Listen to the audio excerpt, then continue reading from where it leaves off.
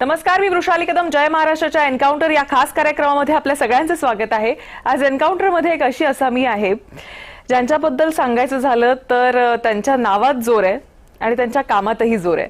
आणि ज्या पद्धतीनं त्यांनी राजकारणामध्ये आणि खास करून चंद्रपूरच्या राजकारणामध्ये जो दबंगपणा दाखवलेला आहे त्याच्याने एकच धुमाकूळ देखील त्यांनी उडवलेला आहे. आणि त्याचंच कारण असं आहे की आज आम्हाला त्यांनी नेमकं हे काय केलं, कसं केलं आणि सगळी समीकरणं कशी जुळवून आणली हे जाणून घ्यायचंय. अगदी आपण बरोबर ओळखलं असेल, आपल्यासोबत किशोर जोरगेवार आहेत. खूप खूप स्वागत आपलं जय महाराष्ट्रमध्ये. नमस्कार. जसं मी म्हटलं की तुमच्या नावात जसा जोर आहे तसाच तुमच्या कामामध्ये जोर आहे. आम्ही असं ऐकून आहोत ज्यावेळी तुम्ही अपक्ष होता तेव्हा सुद्धा तुमच्या सोबत असलेलं पाठबळ आणि एक पद्धतीनं तुम्ही एक स्वतःला असं डिफाईन करायचात, म्हणजे कोण होणार इकडचा, म्हणजे कोणाच्या मागे उभे राहिलात की तिकडची सत्ता समीकरणं बदलायची.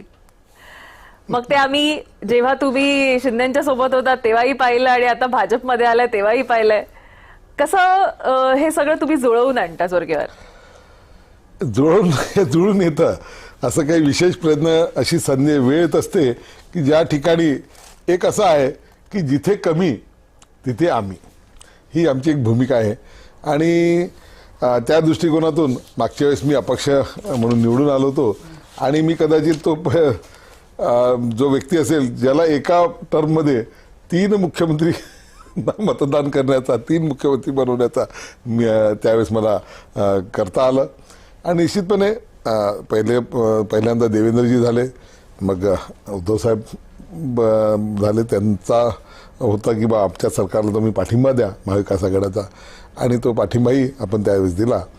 आणि त्यानंतर हे मात्र सांगू शकतो की एकनाथ शिंदे साहेबांचं जे सरकार आहे ते करण्यामध्ये जे लोक असतील त्यात वन ऑफ देम मी पण एक आहे त्यामध्ये.